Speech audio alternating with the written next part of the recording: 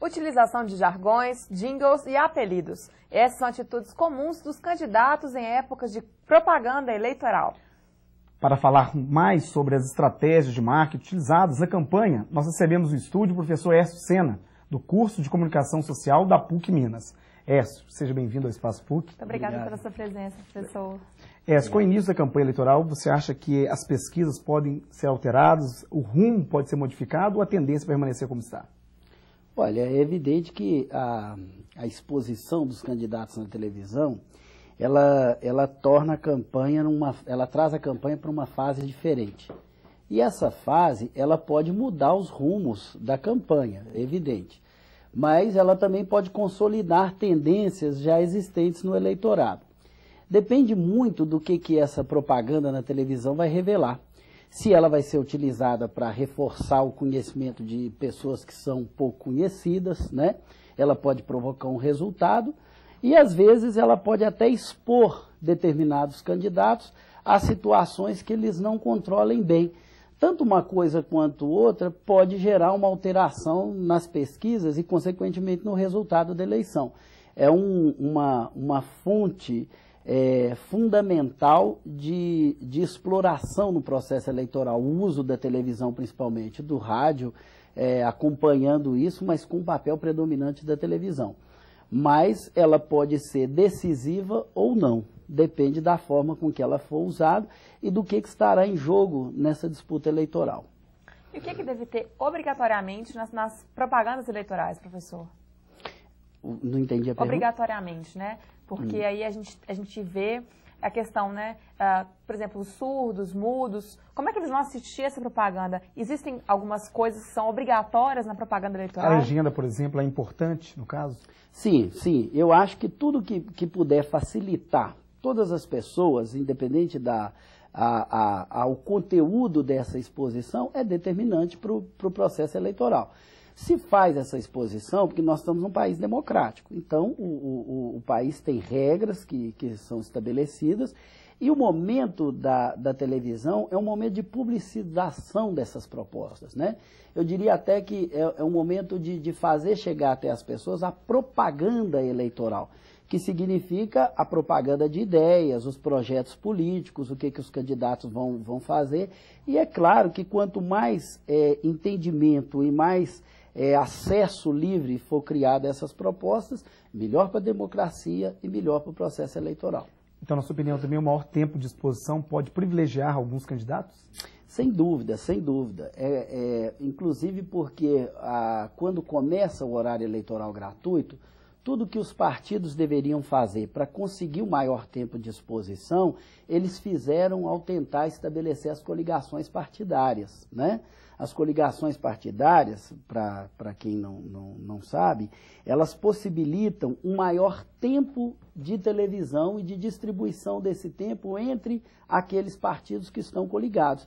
Então, faz parte de todo o processo de pré-eleitoral, a televisão é tão importante que ele já está sendo pensado antes, ao se definir uma coligação partidária, com partidos que têm o maior tempo de exposição, e esse tempo é definido como? Pelo número de deputados federais que o partido tem no Congresso Nacional. Então, quanto maiores os partidos com representação no Congresso Nacional, maior será o tempo de televisão. Então, as coligações, elas também se formam em cima dessa lógica de disputa. E claro que ela vai favorecer as estruturas que fizeram as melhores coligações, e aí a gente vai entender melhores, né?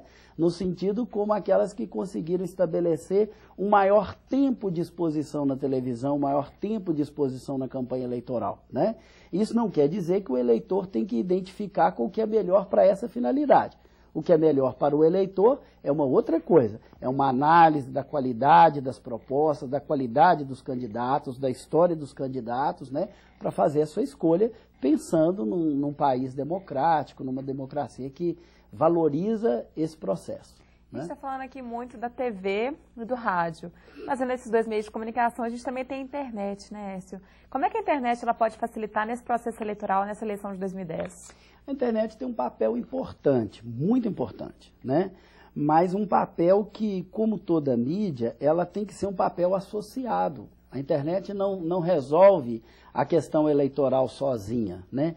Principalmente das disputas majoritárias, que são essas disputas de presidente, governador, senador, porque elas dependem de um conjunto de ações de mídia que aí são combinadas desde o material de panfleto na rua, da exposição de bandeiras, de adesivos de carro, de televisão, de internet, de rádio, mas com uma predominância muito maior da televisão, porque ela é um meio de comunicação de massa que tem a condição de entrar na casa de todo mundo para discutir eleição, né? Nós temos mais televisões no Brasil do que geladeiras, e isso já é um fator indicativo da importância desse veículo. E também o horário, né, em que está sendo exibido, né? São horários, entre aspas, nobres, né, professor? Principalmente, e tem que ser, porque se o objetivo é atingir a população, esses horários é que tem que ser explorados pelos meios de comunicação e, obviamente, cedidos, né, para que a população se esclareça sobre as propostas e tome a melhor decisão sobre elas. Você acredita que as disputas eleitorais, né, vai ser bem acirradas a nível nacional e também aqui no nosso estado? Acredito que sim. No plano nacional, nós temos uma disputa muito polarizada. O que significa isso? Embora tenham mais de 2 candidatos, é uma disputa que praticamente coloca em confronto 2 projetos, que é o projeto representado pelo governo Lula e o projeto representado pelo governo Fernando Henrique. E eles estão incorporados na disputa entre os 2 partidos, que são o PT e o PSDB. Eu acredito que em Minas, pela própria composição que se fez e o alinhamento que se buscou, que essa disputa tende a se repetir aqui, a se reproduzir aqui. Professor, o senhor citou aí a questão, né, de Minas. Em Minas Gerais, né, no estado, no Rio também, a gente está observando uma preferência nas eleições, né? A que o senhor acha que se deve essa preferência do mineiro, de certos estados em certos candidatos? Porque Minas é o segundo maior colégio eleitoral, né? Geralmente se fala que quem ganha em Minas ganha também no Brasil, né? Então a importância do estado de Minas é muito grande, né, para a política nacional. O estado de Minas Gerais é estratégico porque ele é o segundo maior colégio eleitoral. Então, se você for ver a própria configuração da campanha hoje, com uma predominância do Serra em São Paulo, em algumas regiões do Sul, né, e da Dilma no Nordeste, né, o estado de Minas passa a ser, então, um divisor de águas, o definidor desse processo. Para onde for Minas, nós devemos ter o candidato vitorioso nessas eleições, né? Em relação à escolha, o porquê da escolha dos candidatos, é difícil a gente ter uma única razão que possa explicar isso. Há sempre nesses fenômenos um conjunto de razões que são responsáveis pela preferência do eleitor, né? No caso de Minas, a preferência pelo candidato que lidera as pesquisas tem a ver com a trajetória dele, com a participação dele no governo Lula, com a exposição que ele teve nas últimas eleições, mas eu não acredito que seja só isso, né? O eleitor, quando olha para os projetos, ele vai fazendo uma análise daquilo que é o interesse dele, daquilo que ele está vendo em jogo e de como os candidatos também estão se posicionando. Eu acredito que, para a gente ter uma avaliação mais segura disso, nós teríamos que estar discutindo cada um desses fatores para ver qual deles que poderia ter uma predominância maior para essa definição do eleitor. O adversário principal da candidatura que está em primeiro lugar tem menos conhecimento do eleitor em Minas Gerais e provavelmente isso também esteja sendo um fator desfavorável, mas que se iguala no processo de exposição e nós temos que analisar outros fatores para ver o que vai predominar nisso, né? Pode ser que inclusive a tendência colocada hoje de liderança de uma proposta permaneça, né?